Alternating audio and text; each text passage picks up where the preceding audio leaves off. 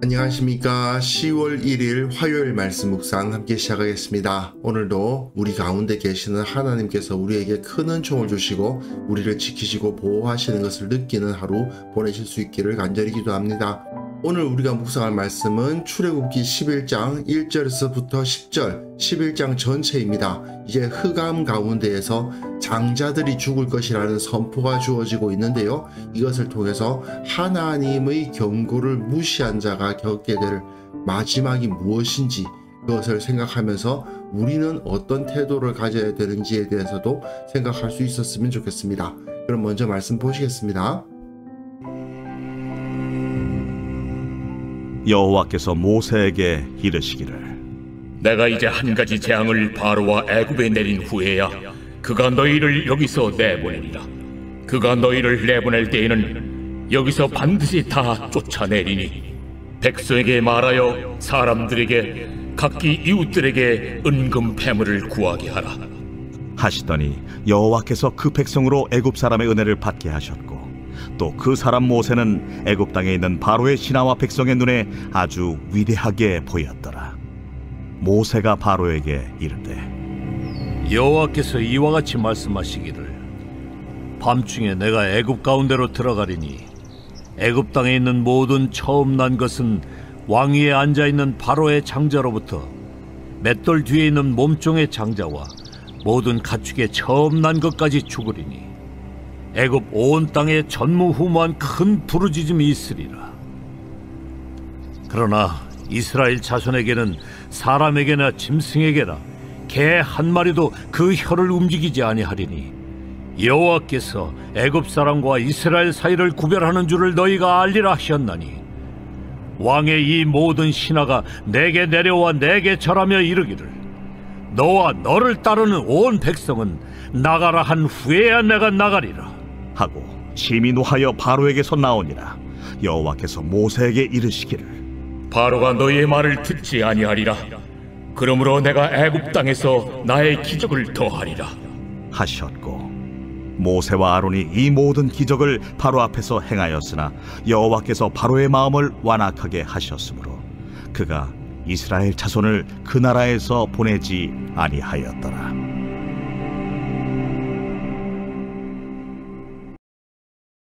어제 본문에서 흑암의 재앙 이야기가 나왔고요. 오늘 장자가 다 죽을 것이라는 예언이 주어지고 있습니다. 그래서 오늘 본문을 통해서 이 10가지 재앙 이야기는 끝난다고 볼 수 있습니다.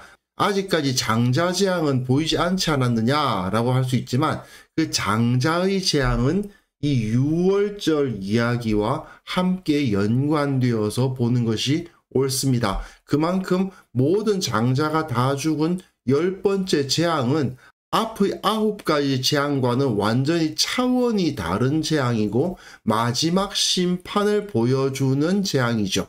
그리고 오늘 본문을 통해서는 이 마지막 심판에 대한 마지막 경고가 주어지고 있는 것입니다. 이 경고를 무시한 자는 결국은 마지막 심판, 최악의 심판을 겪을 수밖에 없다는 것을 우리는 이 시간 깨달을 수가 있습니다. 10가지 재앙 다시 한번 확인해 보시고요.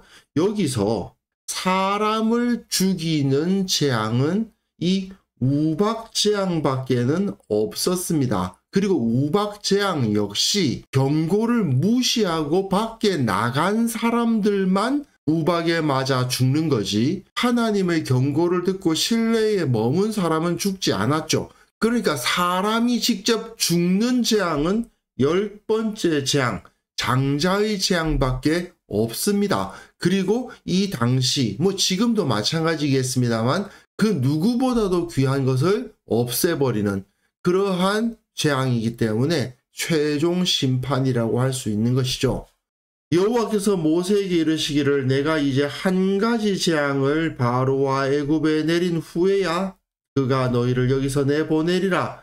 그가 너희를 내보낼 때에는 여기서 반드시 다 쫓아낼 것이다 라고 말하고 있거든요. 이것은 애굽 사람들이 이스라엘을 몰아낸다는 의미입니다.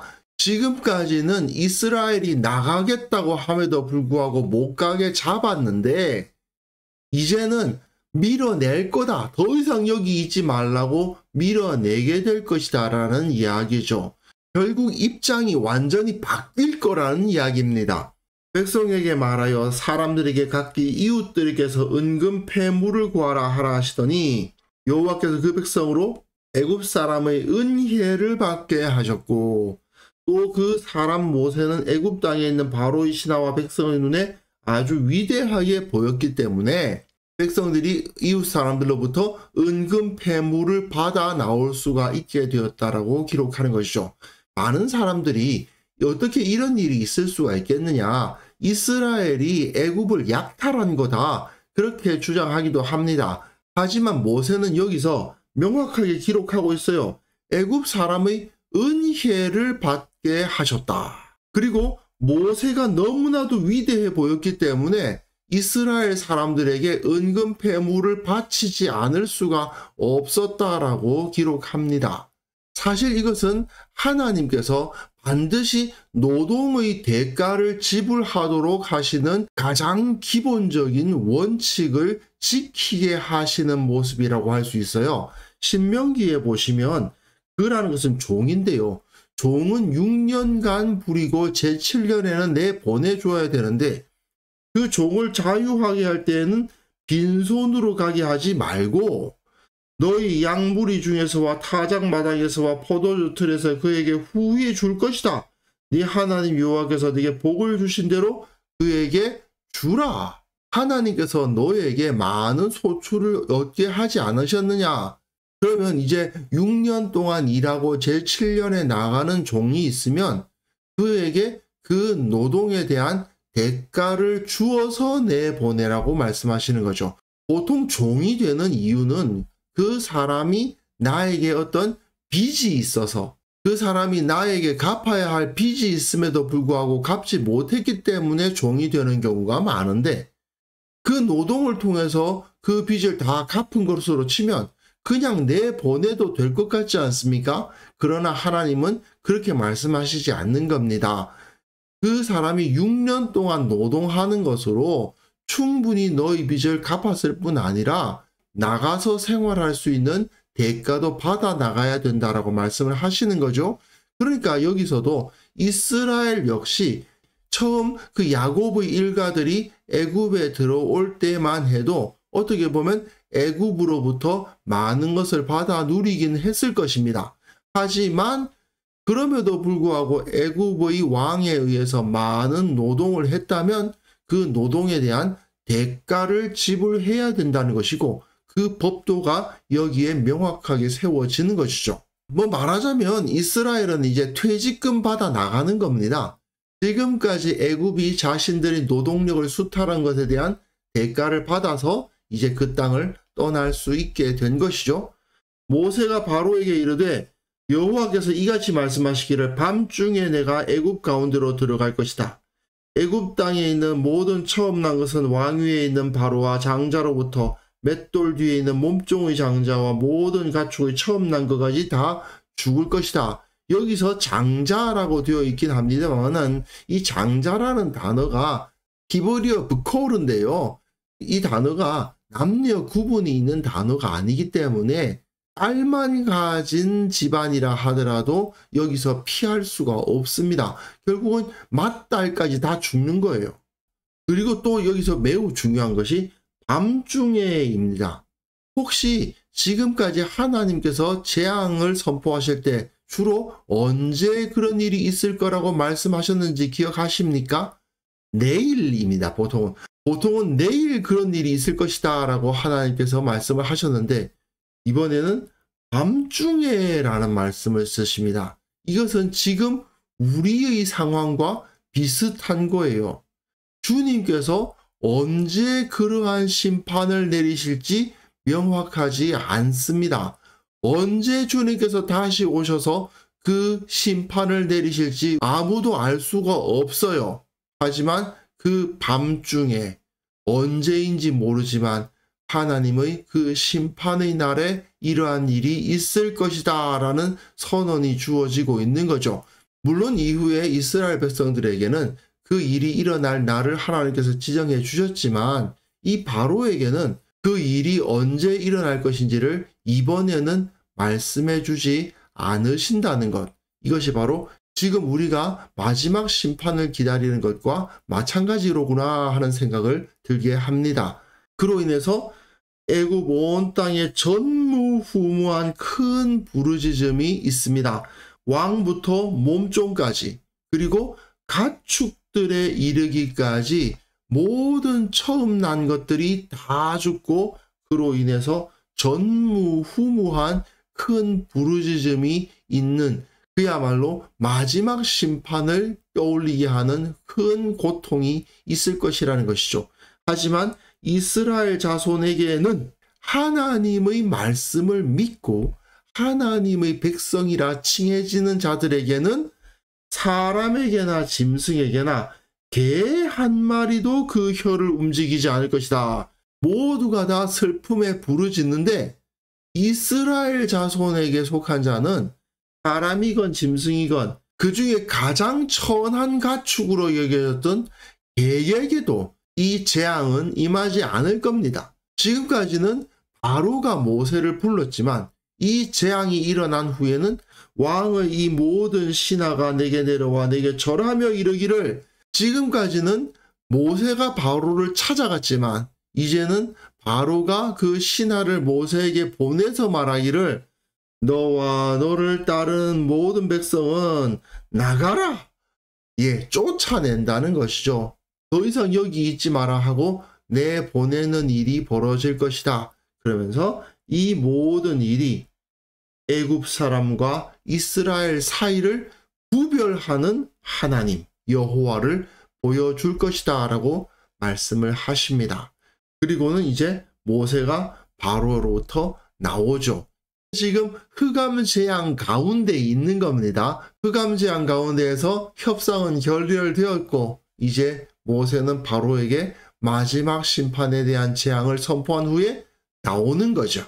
이 9절과 10절은 10가지 재앙 이야기를 마무리하는 부분이라고 할 수 있습니다. 하나님 여호와께서는 모세에게 말씀을 하셨는데 바로는 너희 말 듣지 않을 것이라고 하셨고 그래서 내가 애굽 땅에서 나의 기적을 더하겠다고 하셨다. 즉 이 모든 애굽 땅에서의 이적들, 모든 재앙의 이유가 무엇입니까? 무엇 때문에 이런 재앙이 일어났다는 겁니까? 바로가 너희의 말을 듣지 않기 때문에. 사실 하나님은 애굽에 재앙을 내리실 때 사람들이 견딜 수 있을 만한 수준의 재앙부터 시작을 하셨거든요.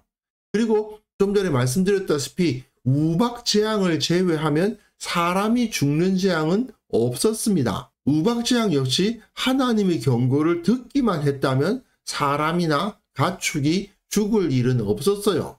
그리고 그 재앙 주실 때마다 모세와 아론 보내셔서 경고하시고 내일 그런 일이 일어난다고 다 말씀까지 다 해주셨어요. 게다가 바로가 거짓으로 한 것 같긴 하지만 어쨌든 뉘우치는 말을 하면 재앙을 없애주시기도 하셨죠. 하나님께서 바로에게 회개할 기회를 안 주신 게 아니지 않습니까? 결국 바로에게 회개의 기회가 없었다고 생각할 수는 없는 겁니다. 그 회개의 기회를 주시기 위해서 이렇게 여러 번에 걸쳐서 점진적인 재앙을 주셨다고 할 수 있는 거죠. 하지만 문제는 여호와께서 바로의 마음을 완악하게 하셨으므로 라고 표현하고 있습니다만은 하나님께서 그 마음을 완악하게 만드셨다는 것이 아니라 하나님께서 그 완악한 마음을 강제로 바꿔버리지 않으셨다는 이야기죠. 하나님께서 바로의 마음을 마치 로봇 조종하듯이 마음을 바꿔버리지 않고 내버려 두시니까 결국은 그가 이스라엘 자손을 보내지 않았고 결국 그 재앙은 다 그 가운데 이루어지고 말았다라고 말하면서 이 재앙 이야기를 마치고 이제 내일 본문부터 6월절 이야기를 하기 시작할 겁니다. 결국 인생이 고통스러운 이유가 무엇입니까? 10가지 재앙을 연속으로 맞는 그 상황을 한번 생각해 보세요. 정말 힘들고 고통스러웠을 겁니다. 그런데 왜 그런 일을 당했습니까? 그가 처한 외부적 환경이 어려워서 인생이 고통스러운 게 아니에요. 결국 그 마음의 완악함과 죄악 때문에 고통스러운 겁니다. 바로는 끝까지 이걸 인정하지 않고 하나님께 굴복하지 않았고 자기 힘만 믿고 자기 욕심만 채우려고 하다가 결국 파멸하고 말았다는 거, 우리는 이 사실을 분명하게 깨우쳐야만 합니다. 무엇보다 우리는 우선 내 마음이 바로와 같지 않는지 반성해 보아야 됩니다. 이 바로처럼 아무리 가르쳐도 들으려고 하지 않는 고집불통의 모습을 보이고 있지는 않는가? 이런 어리석은 태도를 가지고 있다가는 결국 망한다는 것을 우리는 확실하게 깨닫고 내가 그렇게 되지 않기 위해서 노력해야 될 것이고요. 또한 우리 주위에 이런 어리석은 자들이 없는지 살펴보고 계속해서 하나님의 말씀으로 가르치고 권면하는 모습도 우리에게는 필요할 것이라고 생각됩니다. 무엇보다도 지금 회개해야 할 죄가 있다면 회개하고 하나님 앞에서 바로 서기를 위해서 노력하는 우리가 되었으면 좋겠습니다. 그래서 이 시간 함께 기도하실 때에는요, 늘 깨어 있어서 하나님의 살아계심을 의식하고 회개하고 주님의 뜻에 합당하게 살아가게 하옵소서. 하나님을 알지 못하는 자들, 바로처럼 완악한 마음을 가진 자들에게 복음을 전하는 마음도 허락하여 주옵소서. 함께 기도하는 시간 가졌으면 합니다.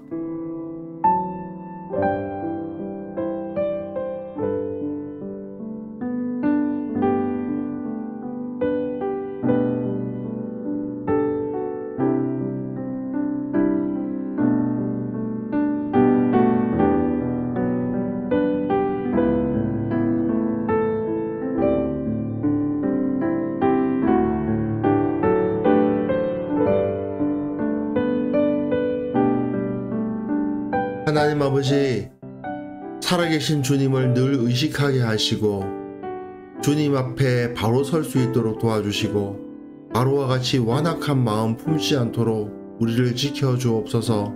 늘 주님의 말씀에 순종하게 하시고 늘 깨어있게 하시고 살아계신 주님을 두려워하는 자가 되게 하여 주옵소서. 아직까지도 바로처럼 완악한 마음 품고 있는 자는 없습니까? 그들에게 복음을 전할 수 있는 자들 되게 하여 주시고 그들이 바로 설 수 있도록 위해서 기도하는 자가 되게 하여 주옵소서. 모세와 아론이 끝까지 하나님의 말씀을 담대히 전했던 것처럼 우리도 그러한 삶을 살아갈 수 있도록 도와주옵소서. 아버지, 한국 교회가 복음의 의미를 바르게 알게 하시고 이 세상이 하나님의 심판 앞에 놓여 있음을 늘 의식하고 그것을 세상 가운데 드러낼 수 있도록 도와주옵소서. 결국 교회만이 이 땅을 구원할 수 있다는 사실을 우리가 기억하고 구원선의 역할을 온전히 감당하는 공동체가 될 수 있도록 은혜 베풀어 주옵소서. 아버지, 오늘 하루 우리가 어떤 모습으로 살아가고 있든지 간에 주께서 지켜주시기를 원합니다. 휴일이 되어서 휴식을 취하는 자도 있고 예전과 같이 또한 노동의 현장으로 나아가야 할 자가 있을 수도 있는데 어떠한 상황에서 어떠한 모습으로 있든지 간에 주님께서 저들을 붙들어 주시고 주님께서 저들과 함께 하시고 주님의 은혜 가운데에서 모든 일이 다 순적하게 진행될 수 있도록 도와주옵소서. 주께서 우리와 함께 하심을 믿고 감사드립니다. 예수님의 이름으로 기도합니다. 아멘.